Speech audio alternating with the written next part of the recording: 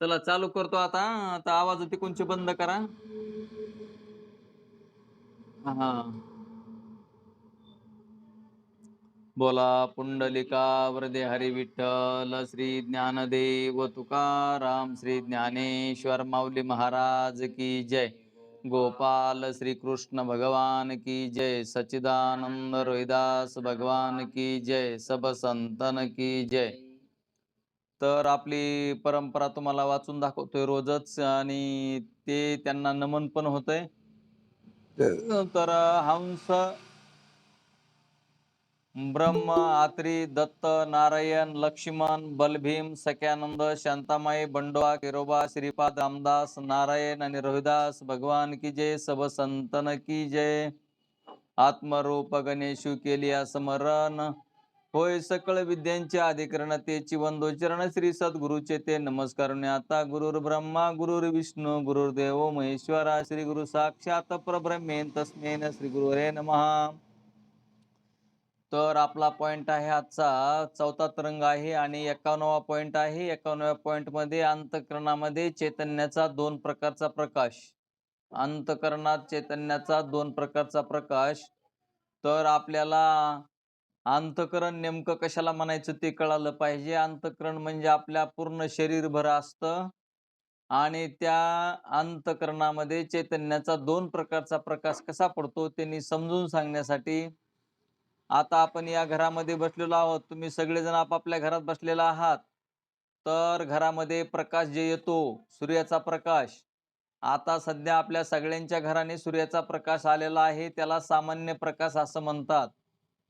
आता हा सामान्य प्रकाश प्रत्येकाच्या घरामध्ये उजेड दिसतो. तो सामान्य प्रकाश आणि आरसा घेऊन आरशामध्ये आपण जर प्रतिबिंबी चित्र केलं तर आरशातला प्रकाश जर आपण आपल्या भिंतीवर जर धरला बाहेर जाऊन तर तो प्रकाश म्हणजे आता दोन प्रकाश झाले की नाही. आता हे दोन प्रकाश झाले. अंतःकरणातला प्रकाश म्हणजे तसंच चैतन्य बाहेर सुद्धा असतं आणि बाहेर असलेलं चैतन्य म्हणजे घटापटाधिकामधील चैतन्य आणि तेच चैतन्य आपल्या अंतःकरणामध्ये पुन्हा आपल्या शरीरभर सुद्धा चैतन्य आहे आणि त्या शरीरातील अंतःकरणामध्ये सुद्धा त्याचा आभास आहे. तर हे असा दोन प्रकारचा जसा की सूर्याचा सामान्य प्रकाश आणि त्या आरशा बाहेर जाऊन आरशातून जे आपण आपल्या भिंतीवर जे आरशातून प्रकाश पडतो ते असे दोन प्रकारचा प्रकाश. तसं आपल्या शरीरभर आणि बाहेरही सामान्य चैतन्य आहे. बाहेर आणि ते सामान्य चैतन्य आहे आणि सामान्य चैतन्य आतमध्ये बी आहे. त्या आतमध्ये जे चैतन्य आहे त्याला आपण साक्षी चैतन्य असं म्हणतो आणि त्या साक्षी चैतन्याचं प्रतिबिंब आपल्या अंतःकरणामध्ये आभास. तर ते अशा प्रकारचा दोन प्रकारचा प्रकाश आहे आणि या दृष्टीने साभास अंतःकरण विशिष्ट चैतन्यास परमात्मा असं म्हटलेलं आहे. ज्याचा साभास आहे अंतःकरणामध्ये तेच जीव आहे. तर आपण ध्यानात घ्यायचं, जीव शब्द म्हटला की विशेष्य, विशेषण आणि विशिष्ट. विशेष्य आत्मा आहे आणि विशेषण अंतःकरण आहे आणि दोन्हीचा मिळून विशिष्ट जीव होतो. जीव या शब्दामध्ये आत्मा, अंतःकरण आणि अंतःकरणामध्ये आभास अशा पद्धतीनं जीवाची व्याख्या आहे. तर ही चांगल्या पद्धतीनं डोक्यात ठेवा. आता पुढं त्यांनी सांगितलं की त्याच्यामुळं औषधवाद आणि आभासवाद. आता औषधवाद आणि आभासवाद याच्यामध्ये फरक काय आहे. तर औषधवाद म्हणजे बाहेर जी चैतन्य आहे त्या बाहेरल्या चैतन्यामध्ये म्हणजे घटापटाधिकामध्ये किंवा या सृष्टीमध्ये जी चैतन्य आहे त्या बाहेरल्या चैतन्याला आपल्याहून बाहेरल्या चैतन्याला औषधक आहे. औषधक कारण तिथं जीव नाही. तर आपल्या अंतःकरणामध्ये सुद्धा बाहेरलं चैतन्य आणि आतलं चैतन्य एकच आहे पण त्याच्यामध्ये आभास होतो. कारण अंतःकरणे शुद्ध सत्वगुणाचं आहे. अंतःकरण शुद्ध सत्वगुणाचं असल्यामुळं त्या आत्म्याचं साक्षीचं कुटस्थाचं प्रतिबिंब आपल्या अंतःकरणामध्ये पडतं आणि मग जीव सिद्ध होतो. याच्यामुळं आपल्याला आभासवाद श्रेष्ठ म्हटलेला आहे. नाहीतर मग बाहेरल्या झाडं झुडपं किंवा तुमचे जे बाहेर दिसणारे घटपटाधिक आहे त्याच्यामध्ये चैतन्य आहे पण जीव आहे असं कोणी मानित नाही. बाहेरल्या याच्या वस्तूमध्ये जीव आहे का? बाहेरल्या वस्तूमध्ये जीव नाही ना आपल्या अंतःकरणामध्ये जीव असतो, तर याच्यामध्ये आभासवाद श्रेष्ठ आहे असं सांगितलेलं आहे. आता पुढचा पॉइंट आहे 52 क्रमांकाचा पॉइंट आहे प्रमाण आणि प्रमा चैतन्याचा विचार. आता प्रमाण चैतन्य आणि प्रमा चैतन्य आपल्याला ही चैतन्य कळले पाहिजेत, म्हणजे आपण मुक्त कशा आहोत ते आपल्याला कळत असतं. आता आपल्याला हे शब्द नवीन असल्यामुळं आपल्याला बार बार पाहावे लागतात. प्रमाण चैतन्य, प्रमा चैतन्य. आता प्रमाण चैतन्य म्हणजे आपल्या अंतःकरणाची वृत्ती इंद्रियाद्वारा बाहेर जाऊन त्या घटापटादिकांना वरती तिथपर्यंत घटापटादिकापर्यंत जाते आणि यालाच म्हणतात प्रमाण चैतन्य. कारण आतलं चैतन्य आणि बाहेरचं चैतन्य म्हणजे साक्षी चैतन्य हे आतमध्ये बी आहे आणि बाहेरमध्ये बी आहे. म्हणजे त्याचा आभास असणारा जातो तिथपर्यंत. तर हे चांगलं ध्यानात ठेवा. प्रमाण चैतन्य म्हणजे आपल्या अंतःकरणाची वृत्ती आपल्या इंद्रियाच्या द्वारे बाहेर जाते आणि मग त्या बाहेरल्या घटापटादिकाचं ज्ञान होतं. तर बाहेरल्या घटापटादिकाचं ज्ञान होण्यासाठी त्रिपुटीची आवश्यकता असते आणि आत्मज्ञान होण्यासाठी त्रिपुटीची आवश्यकता लागत नाही. तर चला, तर तुम्हाला हे प्रमाण चैतन्य कळालं. आणि प्रमा चैतन्य कशाला म्हणतात, तर त्या घाटापर्यंत जाऊन आपल्या अंतःकरणाची वरती घटापर्यंत जाऊन त्या घाटाचं ज्ञान होणे याला प्रमा चैतन्य असं म्हणतात. कारण प्रमा हे शब्द फक्त घटापटादिकामध्ये जे चैतन्य आहे तिथपर्यंत जाऊन जे ज्ञान होतं म्हणून त्याला प्रमा शब्द आहे. कारण केवळ चैतन्याला प्रमा असं म्हणता येणार नाही. म्हणून घटापटादिकाचं ज्ञान होण्यासाठी भगवान परमात्मानं आपल्याला हा स्थूल देह, सूक्ष्म देह, इंद्रिय सर्व आपल्याला हा व्यावहारिक कारभार करता यावा याच्यासाठी हा देह दिलेला आहे. आणि तो देह आपण त्या देहाच्या द्वारे आपण सच्चिदानंद आत्मा ब्रह्मरूप आहोत हे समजून घेण्यासाठी हा सगळा कारभार आहे. आणि आपण सतत त्या भगवान परमात्माचं नामचिंतनावर राहिलं पाहिजे. तर मग हे केवळ चैतन्याला परमा असे म्हणता येणार नाही. तुम्हाला मी हे शॉर्ट मध्ये सांगतोय. तर आत्मज्ञान म्हणजे ब्रह्मज्ञान होण्याचा प्रकार.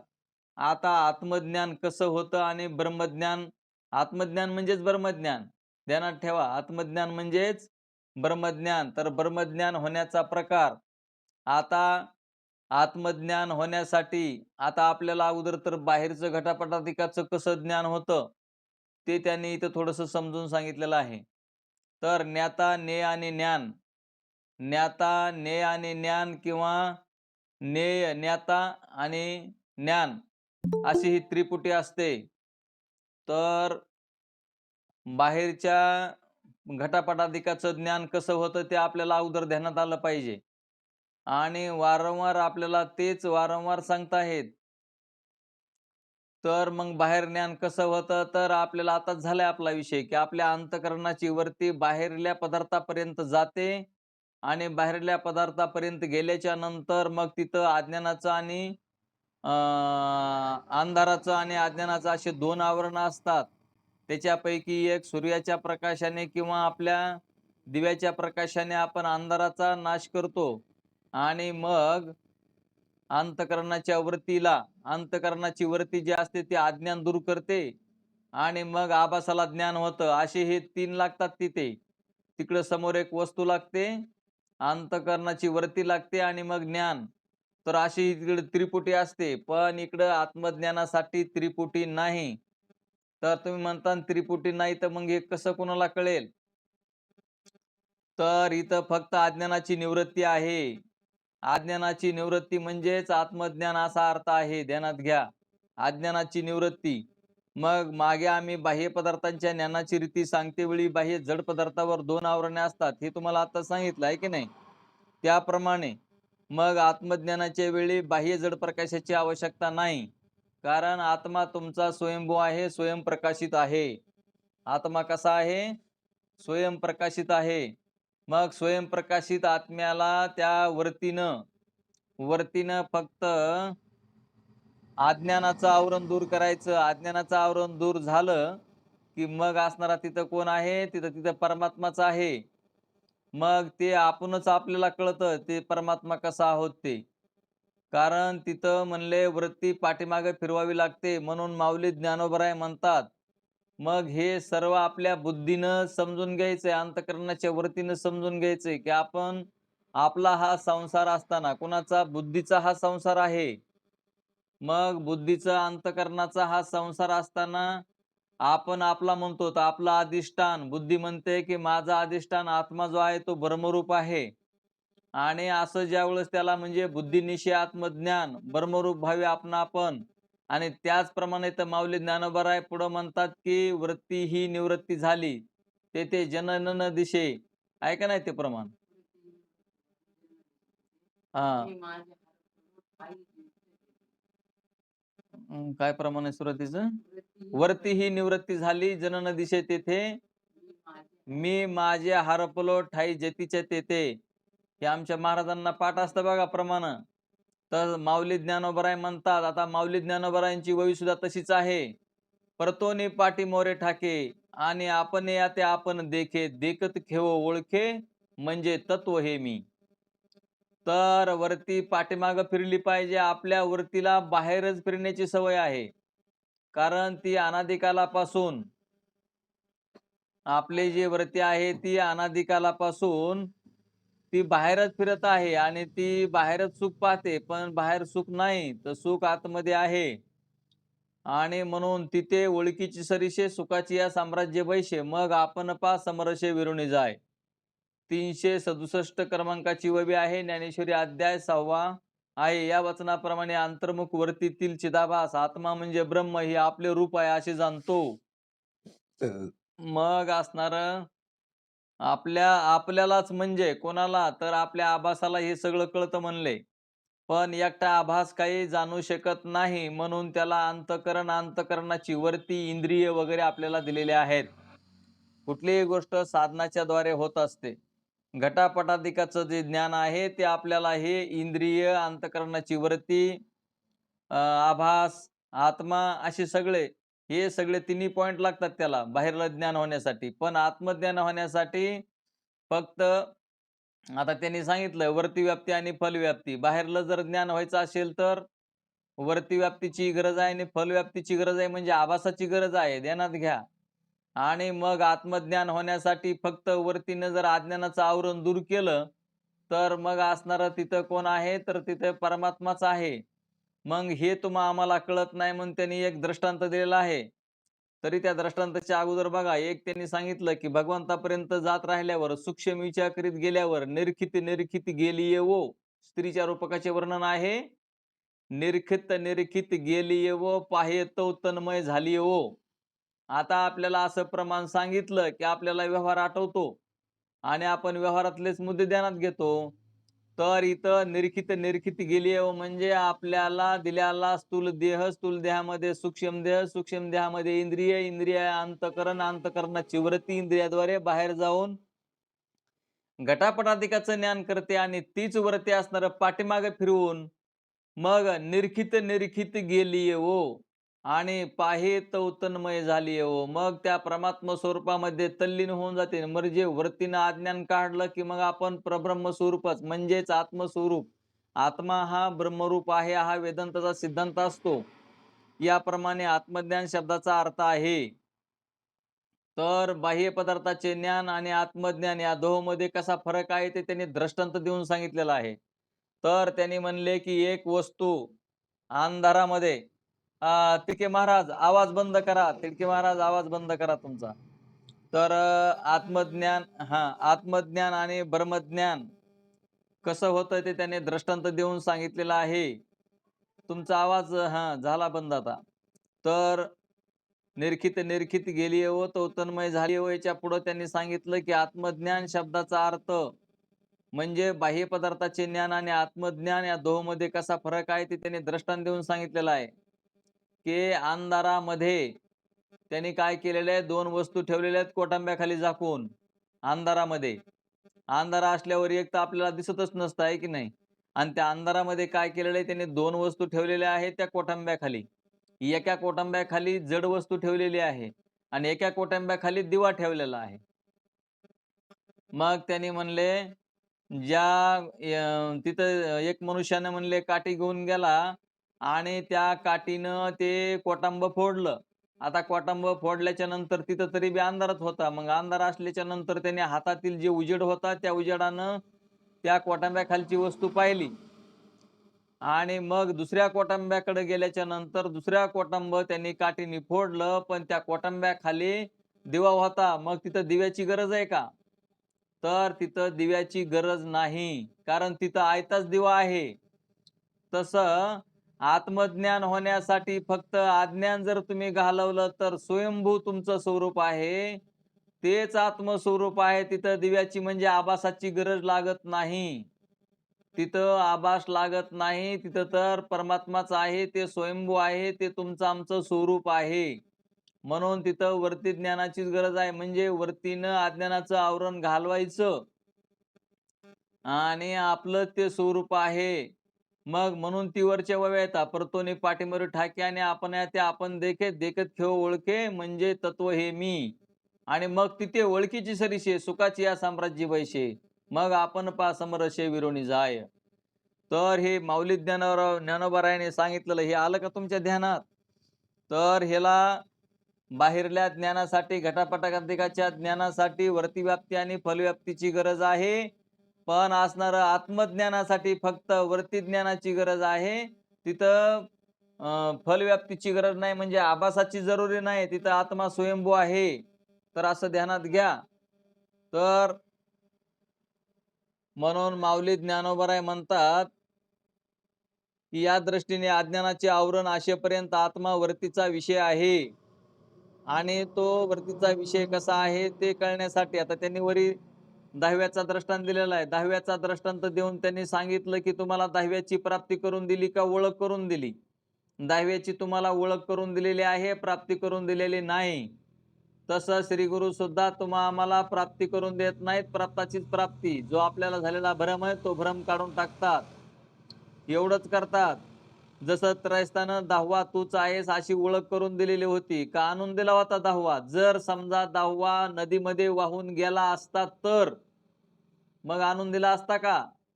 मग तसं तुम्ही कुठेही वाहून गेलेले नाहीत. तुम्हाला जन्म मरण नाही. तुम्ही मुक्तच आहात. तुम्ही ब्रह्मस्वरूपच आहात आणि हेच कळून घेण्यासाठी या अभ्यासाची गरज आहे. ध्यानात घ्या. तर त्याचप्रमाणे मग म्हणले तैसा आत्मदर्शनी आढळू अशी अविद्येचा जो मळू तो शास्त्रनाशी यरी निर्मळू मी स्वयंप्रकाशे. म्हणून आघवेची शास्त्रे अविद्या विनाशाची पात्रे वाचून न होती स्वतंत्र आत्मबोधी. तर फक्त अविद्या म्हणजे अज्ञान घालवण्यासाठी शास्त्र आपलं अज्ञान घालवतं आणि अज्ञान घालवल्याच्या नंतर आपण स्वयंभू आत्मस्वरूपच आहोत आणि आत्मा ब्रह्मरूप असतो. वेदांताचा सिद्धांत आहे. तर ध्यानात घ्यायचं या दृष्टीने अज्ञानाचे आवरण असेपर्यंत आत्मावृत्तीचा विषय आहे आणि आवरण रहित शुद्ध आत्मावृत्तीचा विषय नाही असे म्हटलेले आहे. म्हणून काही ठिकाणी दृश्यते त्वग्रया बुद्ध्या मनशे वेद माप्तव्यम याचा अर्थ सूक्ष्म बुद्धीला आत्मा विषय होतो. म्हणून असणार श्रीपाद बाबांचं जे सूत्र आहे, काय सूत्र आहे? बारीक विचार केला तर. मग आता इथं बारीक विचार म्हणून सच्चिदानंद रोहिदास बाबांनी आम्हाला बारीक विचार करण्यासाठी शास्त्र सांगितलं आणि त्या शास्त्राच्या दृष्टीने मग सूक्ष्म बुद्धीला आत्मा विषय होतो, त्याप्रमाणे मननाने तो प्राप्त करून घ्यावा इत्यादी वेदांत वाक्य आवरण सहित आत्म्याला बुद्धी व मन हे जाणतात असे प्रतिपादन करतात. आणि येतो वाचो निवृत्तंते अप्राप्य मनसासह किंवा न तत्र चक्षुर्गचंती इत्यादी वाक्य आवरण रहित शुद्ध आत्म्याला मन बुद्धी जाणत नाही. तर आवरण रहित म्हणजे जो शुद्ध परमात्मा आहे त्या शुद्ध परमात्म्याला तुमचं आमचं मन बुद्धी जाणू शकत नाही. तर ते जिथं आवरण आहे आवरण सहित आत्म्याला ती बुद्धी आणि मन जाणते. तर ध्यानात घ्या असे प्रतिपादन करतात. तात्पर्य असे की बाह्य पदार्थ ज्ञानाच्या वेळी वरती व्याप्ती आणि फलव्याप्ती म्हणजे आभासाची व्याप्ती असते व आत्मज्ञानकाली फक्त वरती व्याप्ती असते. फलव्याप्तीची म्हणजे आभासाच्या व्याप्तीची तेथे आवश्यकता नाही. तर आता हे तुमच्या पॉइंट चांगला ध्यानात आलेला आहे की ब्रह्मज्ञान होण्यासाठी फक्त वृत्तीनं अज्ञान काढायचंय आणि जे घटापटाधिकाचं जे ज्ञान आहे तिथं आपल्याला फलव्याप्ती आणि वृत्ती व्याप्ती म्हणजे तिथे आभासाची गरज आहे. आणि आभास न होता बाहेरल्या गोष्टीचं कार्य होणार नाही. म्हणून असणार त्यांनी आपल्याला आत्मज्ञानासाठी फक्त वृत्तीव्याप्तीची गरज आहे, म्हणजे वृत्तीनं अज्ञान घालवलं की मग आपण स्वयंभू सच्चिदानंद आत्मा ब्रह्मरूप आहोत असं आपल्याला कळतं. म्हणून निर्गुण ब्रह्माचे प्रत्यक्ष ज्ञान होणार नाही असा पॉइंट आहे. पुढचा 54वा पॉइंट आहे, निर्गुण ब्रह्माचे प्रत्यक्ष ज्ञान होणार नाही असं शिष्यानं शंका घेतलेली आहे. महाराज, आपण ब्रह्मज्ञान होण्याची रीती सांगितली, ती मला समजली व युक्तीने बरोबर आहे, पण मला पुन्हा अशी शंका येते की ब्रह्माच्या ठिकाणी रूप गुण वगैरे काही नाही, ब्रह्म तर निर्गुण निराकार आहे, तर मग अशा निर्गुण ब्रह्माचे प्रत्यक्ष ज्ञान होईल कसे? ब्रह्माला रूप गुण असते तर त्या ब्रह्माचे इंद्रियाकडून प्रत्यक्ष ज्ञान झाले असते, कारण इंद्रिया वाचून कोणत्याही पदार्थाचे प्रत्यक्ष ज्ञान होत नाही, म्हणून निर्गुण ब्रह्माचे प्रत्यक्ष ज्ञान होणे शक्य नाही असे मला वाटते. त्याचे समाधान कृपा करून सांगावे, अशी शंका घेतलेली आहे. आणि आपल्याला सुद्धा वाटतं की कुठलं बी जरी ज्ञान व्हायचं असेल तर काय लागतं, तर हे दोन्ही तिन्ही गोष्टी लागतात. म्हणजे आभास लागतो की नाही, आत्मा लागतो, आभास लागतो, अंतकरण लागतं. पण इकडं आत्मज्ञान होण्यासाठी आभासाची गरज लागत नाही, ते तुम्हाला आता पाठीमागल्या दृष्टांतानं समजून सांगितलेलं आहे. म्हणून असणार सद्गुरू म्हणतात सगुण आणि निर्गुण ब्रह्माचे स्वरूप. तर श्री गुरु म्हणतात सतचित आनंद स्वगत सजातीय विजातीय भेदरहित, स्वगत सजातीय विजातीय भेदरहित निर्गुण निराकार असे ब्रह्म आहे. त्या ब्रह्माला स्वगत म्हणजे सच्चित आनंद तर आहेच, पण त्याच्यामध्ये स्वगत सत्य विजातीय भेदरहित आहे, असं ते आत्मस्वरूप आपलंच आहे. आपण त्या स्वरूपाचं चिंतन करून शास्त्राचं श्रवण मनन निध्यासन करेपर्यंत आपल्याला हे कळत नसतं. त्याच्यामुळं आपण डोक्यात घेऊन याचा अभ्यास करणं गरजेचं आहे. आता आपल्याला असं वाटत असतं की एखादा अधिकारी व्हावं, UPSC MPSC करून एखादा अधिकारी व्हावं, पण UPSC MPSCचा अभ्यास आहे ते आम्हाला करावं वाटत नाही.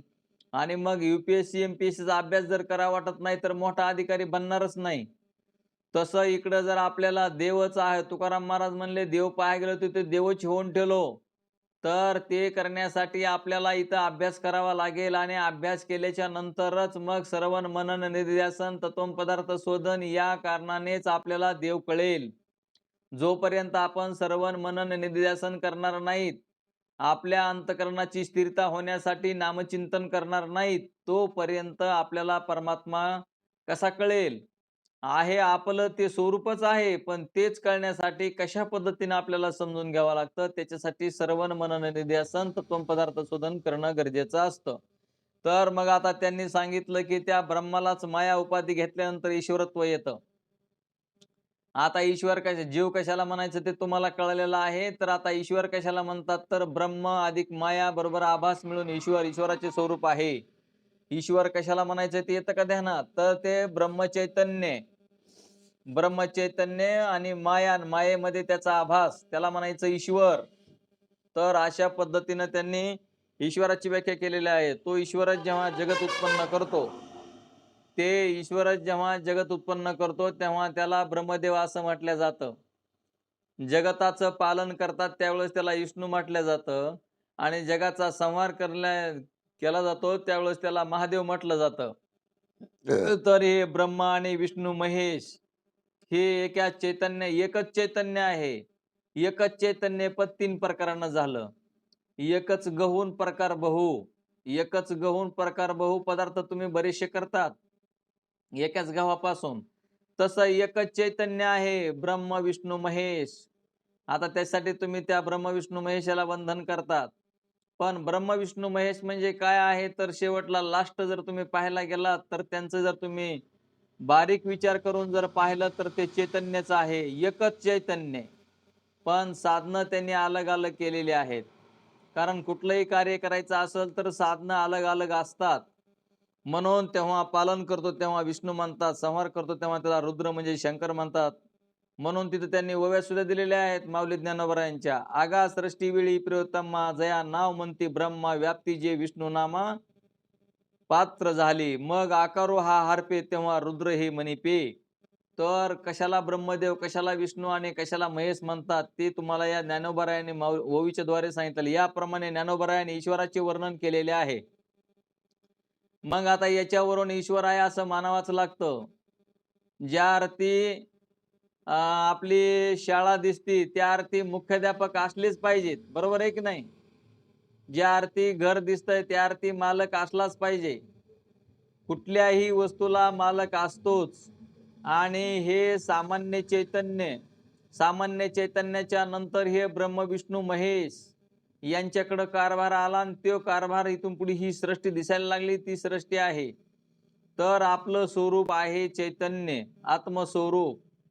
तर ध्यानात घ्या, याप्रमाणे ज्ञानोबाराने ईश्वराचे वर्णन केलेले आहे. तोच ईश्वर परितरणाय साधूनाम विनाशाय च दुष्कर्ताम धर्म संस्थापनार्थाय संभाव्य युगे युगे.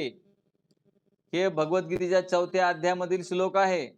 या श्लोकाप्रमाणे साधूंच्या रक्षणाकरिता, दुष्टांच्या संहाराकरिता आणि धर्माच्या उद्धाराकरिता अवताराला येतो. अवतार शब्दाचा अर्थ निकृष्ट अवस्था. आता तुम्ही म्हणता आणि एवढे मोठे अवतार घेतले त्यांना निकृष्ट अवस्था कसं म्हणता? तर निकृष्ट अवस्था म्हणजे शुद्ध चैतन्यातून, सर्वसामान्य चैतन्यातून तुमच्या आमच्यासाठी त्यांना रूप घेऊन, ईश्वर बनवून तुमचा आमचा कारभार करण्यासाठी त्यांनी ही निकृष्ट अवस्था म्हणजे रूप आलं की निकृष्ट अवस्था येत असते. म्हणून त्यांनी अशा प्रकारचा ईश्वर सांगितलेला. यांचे नाव अवतार. त्याप्रमाणे साधू पुरुषांच्या पुण्याईचे फल देण्याकरता, दुष्टांच्या संहारी करता, धर्म संस्थापनेकरता ईश्वर आपली स्वरूप स्थिती सोडून शरीर धारण करून अवतारला येतो. आपण होऊन जे जन्माला येतात त्यांना अवतार म्हणावे. आपण स्वतःहून जन्माला येतात त्यांना अवतार म्हणावे. स्वतः भगवान म्हणतात, मी जेणे जेणे अवसरे जे जे होऊन अवतरे ते समस्तही समरे धनुरा. जे आपण होऊन जन्माला येतात त्यांच्या जन्माला अवतार म्हणावे. आणि पूर्वजन्मी केलेल्या पाप पुण्याचे फल भोगण्याकरता ईश्वर जेथे जन्माला घालेल, येथे जे जन्माला जातात त्यांना जीव म्हणावे. तर ईश्वर कोणाला म्हणतात आणि जीव कोणाला म्हणतात? जीवाला आपापल्या कर्मानुसार त्यांनी पाठवल्या जातं आणि ईश्वर स्वतःहून येत असतो. तसं त्यांनी पुढे एक दृष्टांत दिलेला आहे. तर म्हणून देवाच्या संतांच्या जन्माला अवतार असे म्हणतात. स्वतः तुकाराम महाराज म्हणतात, आम्ही वैकुंठवासी आलो याची कारणाशी बोललेली जे ऋषी साच भावे वर्तावया. अवतार तुम्हा धरया कारण उदरया जन जळ जीवा. भगवत स्वरूप असलेले संत हे जन्माला आलेले असतात. त्यांना कोणी जन्माला घातलेले नसते. मग त्याने उदाहरण दिलेलं आहे की जेलमध्ये जेलर हा आपण होऊन आलेला असतो. बघा, स्वतः जेलमध्ये जेलर स्वतःहून ड्युटी करायची म्हणतो आणि कैदी जेलमध्ये घातलेला असतो. तसं जीवाला असणारा आपापल्या कर्मानुसार 84च्या फेऱ्यामध्ये टाकलेला असतं आणि ईश्वर स्वतःहून आलेला असतो. जसा की जेलर जेलमध्ये स्वतःहून येतो आणि कैदी हे कैदीला त्याच्यामध्ये जेलमध्ये टाकलेलं असतं. तर ध्यानात घ्या, तसा ईश्वर आहे आणि तसे जीव आहेत. जीवांना असणारा त्याच्या कर्मानुसार त्या जेलमध्ये म्हणजे 84 फेऱ्यामध्ये टाकलेला असतं. आणि जेलर हा स्वतः जसा आलेला असतो तसा ईश्वर हा स्वतः आलेले असतात.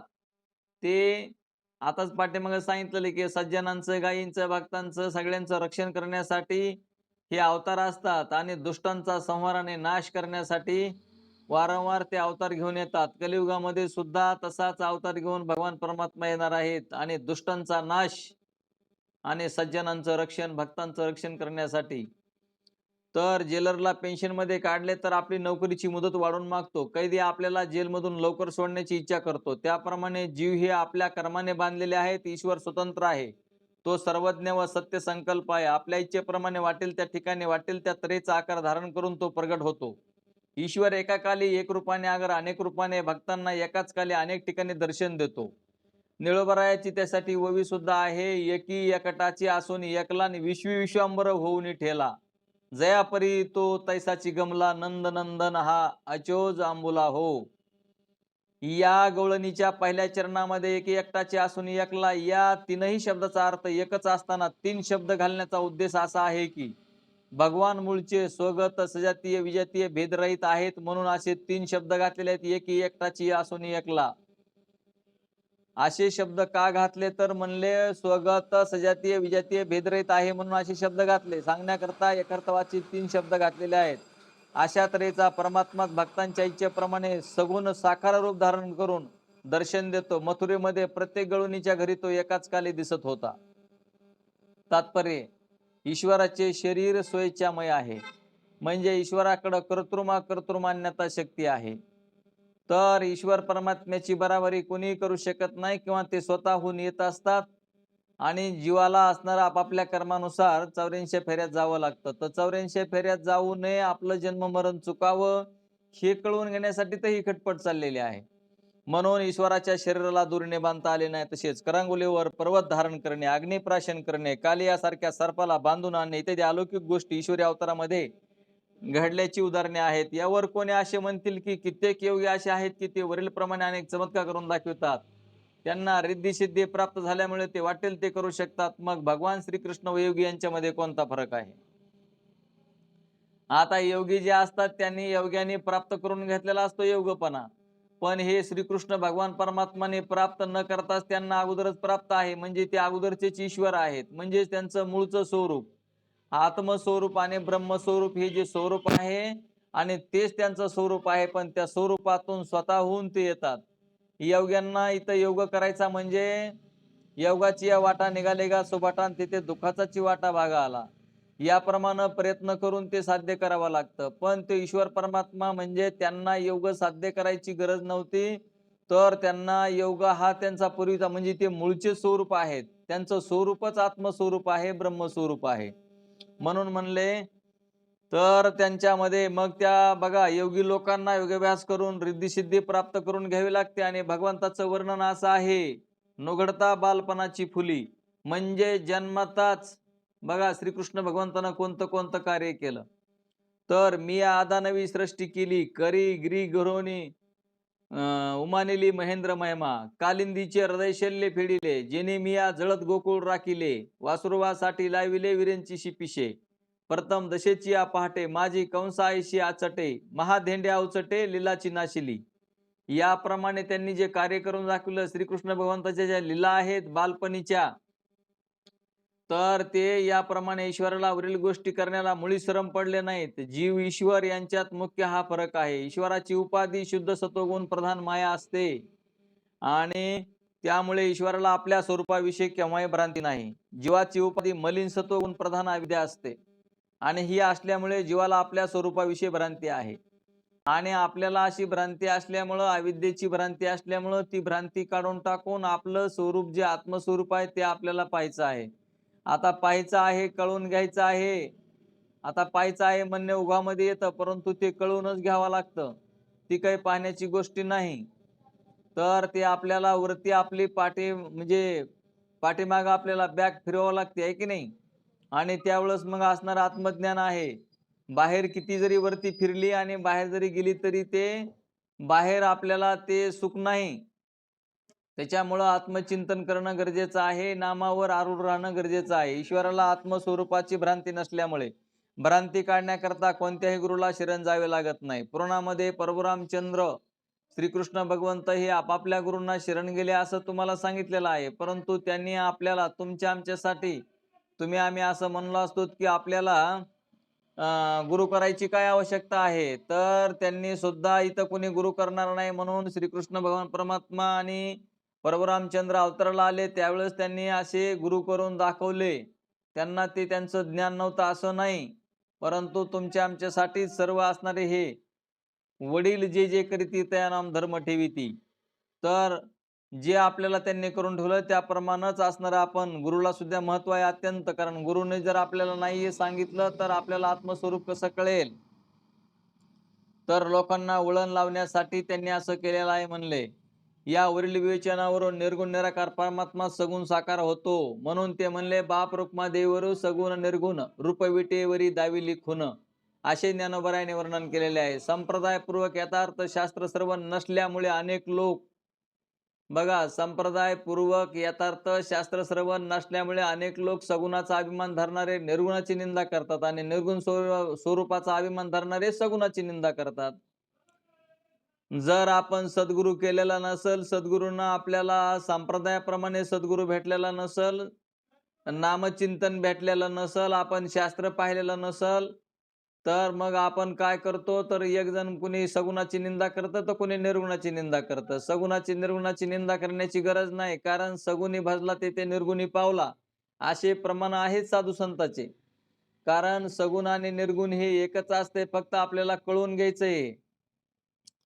तर म्हणून म्हणले, पण ह्या दोघांचाही मूर्खपणा आहे. म्हणजे सगुणाची निंदा करणाऱ्याची आणि निर्गुणाची निंदा करणारी हे दोघं जरी असले तरी म्हणले हे मूर्खपणाचा कळसच आहे. वारकरी संप्रदाय खरोखरच शुद्ध वैदिक संप्रदाय आहे. आता वारकरी म्हणजे देवाची ओळख असणारा, वैष्णव मनोजया, अवघी देवावरी माया, त्यालाच वैष्णव वारकरी असं म्हणतात. यामध्ये सगुण निर्गुण समन्वय आहे. काही ठिकाणी परब्रह्म निष्काम तो गवळी घरी असे सगुण स्वरूपालाच परब्रह्म म्हटले आहे. त्यामध्ये सगुण साकार स्वरूपालाच ब्रह्म म्हणण्याचा उद्देश नाही, तर भगवान परमात्मा भ्रांतिरहित लीला विग्रही आहे म्हणून ब्रह्म असे म्हटलेले आहे. लक्षार्थ दृष्टीने ब्रह्मच आहे. जर सगुण साकार स्वरूपालाच ब्रह्म म्हणावायचे म्हटले तर अर्जुनाला भगवंताचे स्वरूप प्रत्यक्ष दिसत होते. आता तुम्ही सांगा, जर समजा सगुण स्वरूपाला जर तुम्ही ब्रह्म मानलात तर अर्जुनाला काय त्यांच्या समोर नव्हते का श्रीकृष्ण भगवंत? श्रीकृष्ण भगवंत होते तरी तुम्हाला त्यांनी सांगितलं की अर्जुना मी हे दिसतोय तेवढ्या पुरता नाही, माझं स्वरूप म्हणजे आत्मस्वरूप ब्रह्मस्वरूप जे आहे तेच मी आहे. पण आता मी तुझ्या समोर दिसतो आहे तो तो तितक्या पुरताच आहे म्हणले. मग हे सगुण स्वरूप असतं ते निर्गुणातूनच येत असतं. निर्गुण आणि सगुण कसं एक आहे ते समजून घ्या. मग गीता सांगण्याचे ते म्हणले की मी ब्रह्म आहे असे म्हटले आणि लक्षार्थ दृष्टीने ब्रह्मच आहे. जर सगुण साकार स्वरूपालाच ब्रह्म म्हणावायचे म्हटले तर अर्जुनाला भगवंताचे स्वरूप प्रत्यक्ष दिसतच होते. मग गीता सांगण्याचे काय कारण होते? गीता एवढ्या करताच सांगितलेले आहे की आत्मस्वरूप आणि ब्रह्मस्वरूप एकच आहे. चैतन्यानंच ते सर्व जग भरून उरलेलं आहे. हे सांगण्याकरता गीता मग असणारी सांगितलीच कुणी? तर श्रीकृष्ण भगवंतांनी सांगितली अर्जुनाला गीता. म्हणून गीता श्रवणाच्या पूर्वी अर्जुन भगवंताला पाहतच होता. पण ज्ञानोबराय म्हणतात, पै स्थूल दृष्टी देखती माते. बघा ते काय म्हणले, ते स्थूल दृष्टीनं वरच्या वरच्या डोळ्यांनी मला तितक्या पुरतं पाहतात. पै स्थूल दृष्टी देखती माते तेची न देखणे जाण ते जैसे स्वप्नीची अमृते अमरानो हिजे. स्वप्नातल्या स्वप्नामध्ये अमृत जर एखादा मनुष्य प्याला तर त्यांना अमर होत नाही. तसं सगुण सगुण रूप जरी आपण पाहिलं तरी आपण मुक्त होत नाहीत किंवा असणार आपल्याला ते कळूनच घेतलं पाहिजे. सगुण रूप हे कशाचं आहे, त्याचं मूळ काय आहे? तर मूळ आहे आत्मा. आत्मा म्हणजेच ब्रह्म आहे आणि ते चैतन्य आहे. त्याला सामान्य चैतन्य असं म्हणतात. तर म्हणले श्रवणाच्या पूर्वी भगवंताचे स्वरूप अर्जुन स्थूल दृष्टीने पाहत होता म्हणून अर्जुनाला भगवंताचे दर्शन होऊ नये त्यांचा शोक निवृत्त झाला नाही. आता अर्जुन असणार श्रीकृष्णांच्या भगवंताच्या समोर होते की नाही, आणि त्यांचा शोक निवृत्त झाला का? नाही झाला. म्हणून ध्यानात ठेवावं लागतं की स्वतः आपण ज्ञान करून घेऊन आपला शोक नाहीसा करता येतो. की ह्या जगतामध्ये काय भरून उरलेलं आहे, तर आत्मस्वरूपच भरून उरलेलं आहे. आणि हे जोपर्यंत आपल्याला कळत नाही तोपर्यंत, आत्मस्वरूप आपल्याला जोपर्यंत कळत नाही किंवा माझं स्वरूप आत्मस्वरूप आहे असं जोपर्यंत कळत नाही तोपर्यंत आपला शोक नाहीसा होत नाही. आपण काय करतो, शरीराच्याच गोष्टी आपण ध्यानात घेतो आणि मी आणि माझा आपण काय करतो की खरं आहे असं वाटतं आणि त्याच्यामुळे आपल्याला दुःख होतं.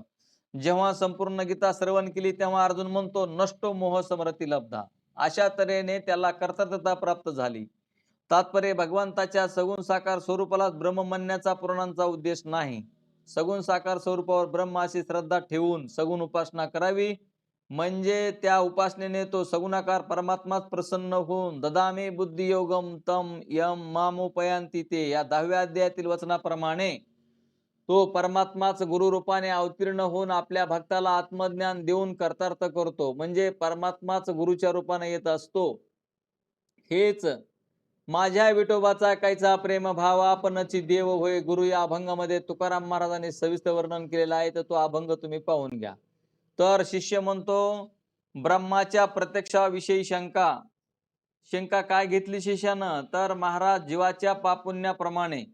जीवाच्या पापुण्याप्रमाणे सुखदुःख देणारे व साधू पुरुषांचे रक्षण करणारे आणि धर्माचे पालन करणारे जे हस्तपादादी अवयवान अनंत गुणनिधान श्यामसुंदर अशा भगवंताचे ज्ञान होणे म्हणजे ब्रह्माचे ज्ञान म्हणता येणार नाही.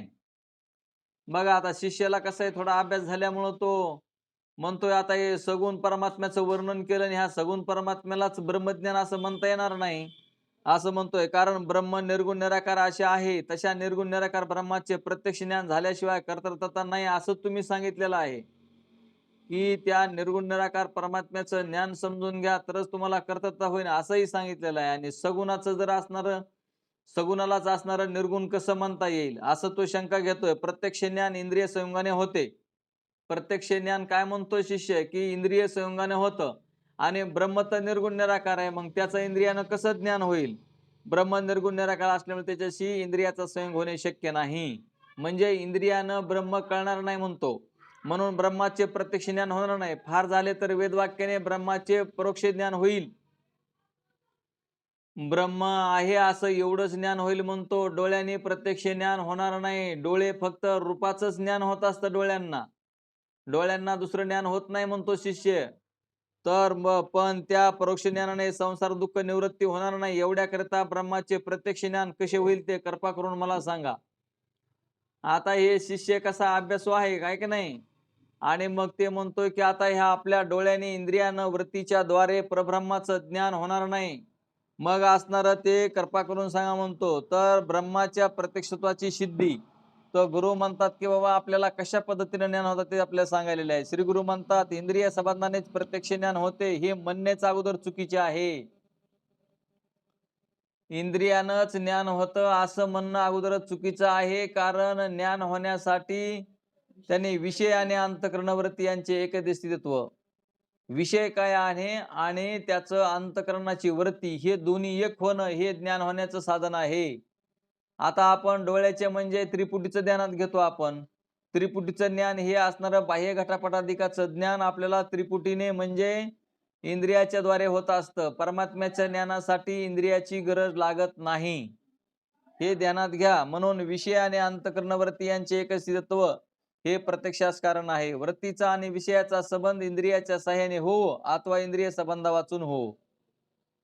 वृत्तीचा आणि विषयाचा संबंध इंद्रियाच्या द्वारे हो का इंद्रियाच्या संबंधा वाचून हो. तर वृत्तीचा विषयाशी संबंध हे प्रत्यक्ष ज्ञानाचे मुख्य कारण आहे. मुख्य कारण आहे काय ते ध्यानात घ्या. वृत्तीचा विषयाशी संबंध हे प्रत्यक्ष ज्ञानाचे मुख्य कारण आहे. बाह्य पदार्थाशी वृत्तीचा संबंध होण्यास चक्षुरादी इंद्रियाची आवश्यकता आहे.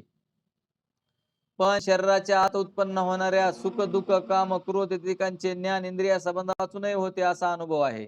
ज्याप्रमाणे दहावा तू आहेस या पहिल्या तरंगात दिलेल्या उदाहरणाप्रमाणे दहावा मी आहे हे ज्ञान इंद्रिया संबंधा वाचूनही केवळ शब्दाने प्रत्यक्ष होते. परमात्याचे अंतकरणात अनुकूल आणि प्रतिकूल विषय पाहून किंवा त्यांचे वर्णन ऐकून सुखादुःखाच्या समृद्धी होते.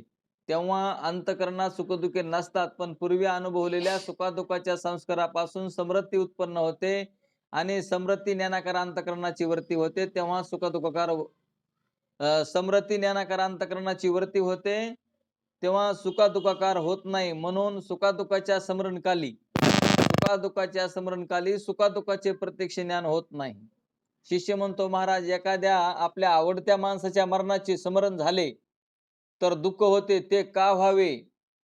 आता शिष्यानं बघा कसा प्रश्न विचारलेला आहे. तुम्ही तर म्हणतात की सुख दुःख होत नाहीत आणि समृद्धीनं.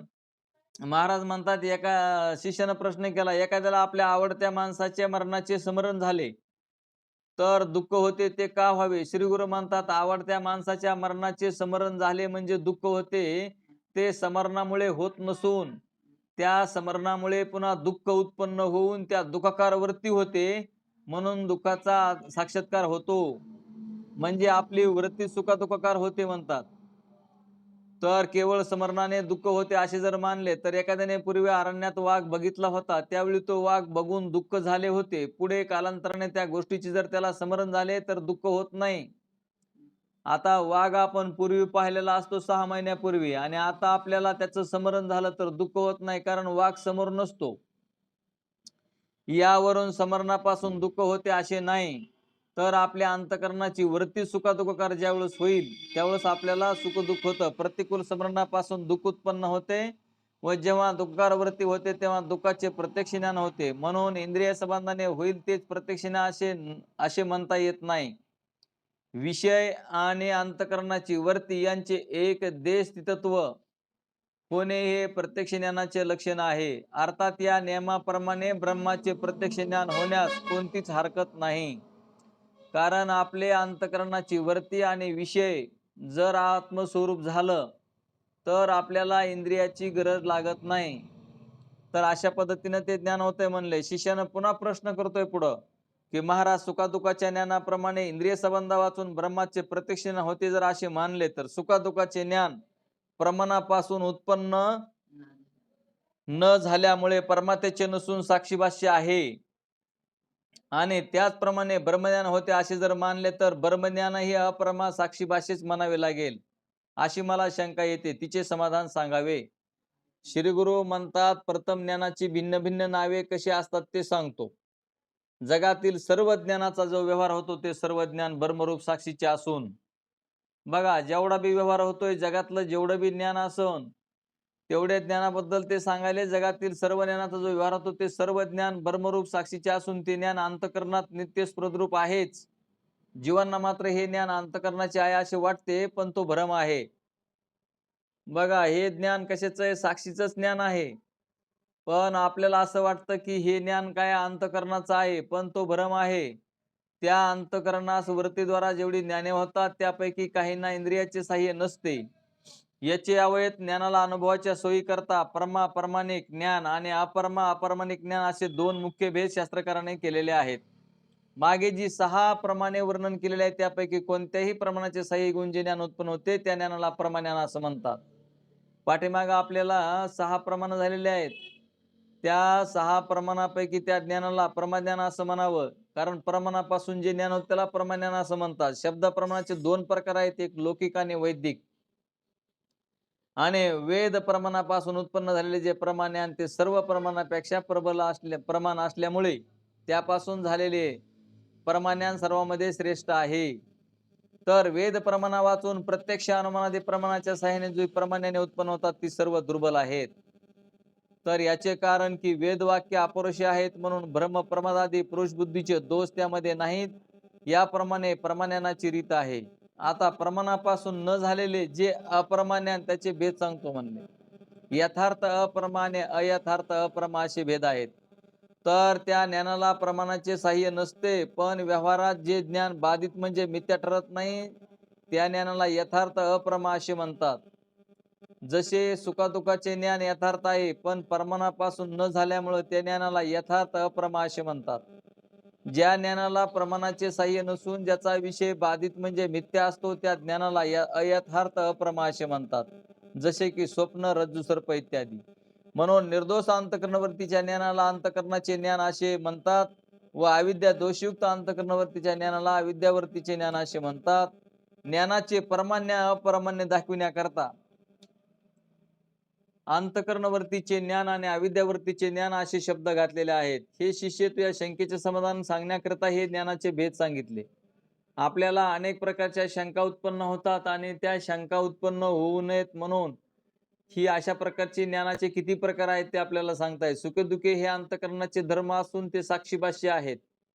सुखे-दुखे हे अंतःकरणाचे धर्म असून ते साक्षीभाष्य आहेत, पण त्या सुखादुखाचे प्रकाशन साक्षी अंतःकरणवर्तीद्वाराच करतो. कोणत्याही साक्षीभाष्य पदार्थाचे प्रकाशन साक्षीवर्तीशिवाय करीत नाही. तर हा महत्वाचा मुद्दा आहे की एकटा साक्षी असेल तर तो कोणाचं काही म्हणजे प्रकाशन करीत नाही, कारण इथं प्रकाशन करण्यासाठी वृत्तीची आवश्यकता असते. म्हणजे वृत्ती साधन असतं, ते साधन आपल्याला दिलेलं आहे आणि त्या वृत्तीच्या साधनानं अज्ञान घालवायचं आणि आपण ते आपलं जे स्वरूप आहे स्वयंभू स्वरूप आत्मा तेच ब्रह्मरूप आहे तसे पाहिले तर साक्षी म्हणजे आत्मा निर्विकार असल्यामुळे तो प्रकाशन करतो आणि करीत नाही हे म्हणणे देखील निर्विकाराच्या साक्षीच्या दृष्टीने व्यर्थ आहे. पण विषय समजुती करता तसे म्हणण्याची शास्त्रकाराची पद्धत आहे. सुखादुःखाने रज्जू सर्पादिक यांची ने जरी प्रमाणापासून उत्पन्न न झाल्यामुळे अपरमा व साक्षी भाषा असली तरी रज्जू सर्पादिक साक्षी भाष्य पदार्थ प्रकाशन करते वेळी साक्षीला अविद्येची वृत्ती साह्य असते. हे माय बापा हे वाटतं तेवढा सोपा अभ्यास नाही, पण कळला का आपण मुक्त कसे होते आपल्याला डीप मध्ये कळतंय. ध्यानात घ्या. साक्षीची वृत्ती साह्य असते आणि सुखादुःखाचे प्रकाश करते वेळी साक्षीला अंतःकरणाची वृत्ती साह्य असते. तात्पर्य साक्षी भाष्य पदार्थाच्या ज्ञानाला अविद्यावरती व अंतःकरणाची वृत्ती दोन्ही वरची अपेक्षा असते. अप्रमाण साक्षी भाष्य असते मग ते ज्ञान सुखादुःखाचे आगर असो, आगर रज्जू सर्प किंवा सुखरज असो ती सर्व ज्ञाने साक्षी भाष्य आहेत. सर्वच ज्ञान साक्षीशिवाय होत नाही, पण साक्षीला वृत्तीची आवश्यकता असते. वृत्ती नसेल तर तिथं त्या तो ज्ञानस्वरूपच आहेत. मग त्यांना काय ज्ञानाची जरुरी आहे? जेव्हा इंद्रियाच्या द्वारा वृत्ती बाहेर जाऊन बाहेरच्या विषयाचे ज्ञान करून घेते, तेव्हा त्या ज्ञानाला साक्षी भाषा असे न म्हणता परमात्म्याचे ज्ञान असे म्हणावे. कारण ते ज्ञान प्रमाणाच्या साहाय्याने झालेले असते. सुखादुःखाच्या ज्ञानाला बाह्य इंद्रिय देहाची सहायता नसून शरीराच्या आतच वरती सुखदुःखार होते. त्या वरतीतील जो प्रकाशमान म्हणजे ज्ञानस्वरूप साक्षी, तो त्या सुखदुःखाचे प्रकाशन करतो. म्हणून सुखदुःख ही साक्षी भाष्य आहेत. आणि बाहेरच्या घटाधिकाशी अंतःकरणावर संबंध नेत्रादी इंद्रियाद्वारा होतो, म्हणून ते घटादी विषय साक्षी भाष्य नाहीत. आत जे ज्ञान होतंय त्याला साक्षी भाष्य असं म्हणतात. बाहेर येऊन जे ज्ञान होतंय त्याला परमात्याचं ज्ञान म्हणतात, साक्षीचं ज्ञान नाही ते. तर ब्रह्मज्ञानाच्या वेळी अहम ब्रह्मास्मी ही वृत्ती बाहेर न जाता आंतरिक ब्रह्माशी संबंध पावते. म्हणून सुखादुःखाचे ज्ञान जसे प्रत्यक्ष आहे, तसे ब्रह्मज्ञानही प्रत्यक्ष आहे. येतंय का ध्यानात? ब्रह्मज्ञानाच्या वेळी अहम ब्रह्मास्मी वरती बाहेर न जाता आंतरिक ब्रह्माशी संबंध पावते. म्हणून सुखादुःखाचे ज्ञान जसे प्रत्यक्ष आहे, तसे ब्रह्मज्ञानही प्रत्यक्ष आहे. कारण प्रत्यक्ष या शब्दाची व्याख्याच अशी आहे की अंतःकरण वृत्ती आणि विषय एक होणे म्हणजे प्रत्यक्ष ज्ञान. तसं ब्रह्मज्ञान प्रत्यक्ष आहे आणि जगत बी प्रत्यक्ष आहे. पण जगत मिथ्या आणि ब्रह्म सत्य आहे, हा वेदांताचा सिद्धांत आहे. सुखादुःखाच्या ज्ञानाप्रमाणे ब्रह्मज्ञान आंतरप्रत्यक्ष आहे, पण सुखादुःखाचे ज्ञान हे प्रमाणापासून न झाल्यामुळे अपरमा आहे. आणि ब्रह्मज्ञान हे अपरुषे निर्दुष्ट अशा प्रबल वेद प्रमाणापासून झाल्यामुळे ते प्रमा आहे. तर ध्यानात घ्यायचं की अपरोषे म्हणजे अनुभवयुक्त. साधू संतांनी अनुभव घेऊन सांगितलेला आहे हे. तर मग हे प्रबल वेद प्रमाणापासून झाल्यामुळे ते प्रमा आहे. तर धूर पाहून जेव्हा अग्नीचे अनुमान करतो, तेव्हा ज्या अर्थी धूर दिसतो त्या अर्थी त्या ठिकाणी अग्नी असला पाहिजे, असे अग्नीचे परोक्ष ज्ञान होते. कारण धुराशी इंद्रियाचा संबंध आहे, म्हणून धुराचे प्रत्यक्ष आहे. पण अग्निशी इंद्रियाचा संबंध नसल्यामुळे वृत्ती अग्नीच्या आकाराचे आतल्या आतच होते, म्हणून अनुमानाने अग्नीचे परोक्ष ज्ञान होते. जेव्हा विषय दूर असतो किंवा भूतकाली पाहिलेला असतो, अगर भविष्यकाली असतो, तेव्हा ते विषयाचे ज्ञान अनुमानाने किंवा शब्दाने वृत्ती आतल्या आतच विषयाकार होऊन होते, म्हणून त्या ज्ञानाला परोक्ष ज्ञान म्हणावे. तात्पर्य परोक्ष ज्ञान परमांजन्य आहे, पण प्रत्यक्ष नाही. इथे का ध्यानात? परोक्ष ज्ञान हे परमांजन्य आहे, पण प्रत्यक्ष नाही. ब्रह्मज्ञान हे सुखदुःखाप्रमाणे आतल्या आतच होते, पण सुखदुःखी अपरमा आहेत, तसे मात्र ब्रह्मज्ञान नाही. कारण ते शब्द परमांजन्य आहे. परोक्ष ज्ञान परमांजन्य आहे, पण ते प्रत्यक्ष नाही. ब्रह्मज्ञान हे दशम पुरुषाच्या ज्ञानाप्रमाणे गुरुच्या मुखाने वेदांतातील महावाक्य श्रवण केल्यामुळे उत्पन्न होते. म्हणून अहम ब्रह्मास्मी हे ज्ञान प्रत्यक्ष आहे आणि वेद परमांजन्य असल्यामुळे ते यथार्थ असून प्रमा आहे. तर ह्याचा अभ्यास वारंवार करावा लागतो. जर समजा आपल्याला जर ह्याच्यावर एकच पॉइंटवर घ्यायचा म्हणलं तरी आपला 1 घंटा जाऊ शकतो. परंतु जर आपण तशा पद्धतीने घेतलं तर आपल्याला वर्ष पण पुरायचं नाही आपल्याला. तर झालेली आजची सेवा आहे ती पांडुरंग परमात्म्याच्या चरणी अर्पण, सद्गुरूच्या चरणी अर्पण करून आपण बोला पुंडलिका वरदे हरी विठ्ठल श्री ज्ञानदेव तुकाराम श्री ज्ञानेश्वर माऊली महाराज की जय. गोपाल श्री कृष्ण भगवान की जय. सच्चिदानंद रोहिदास भगवान की जय. सब संतन की जय. आता विश्वात्मके देवे येणे वाग्यज्ञ तोसावे, तो सोने पसाय दान हे.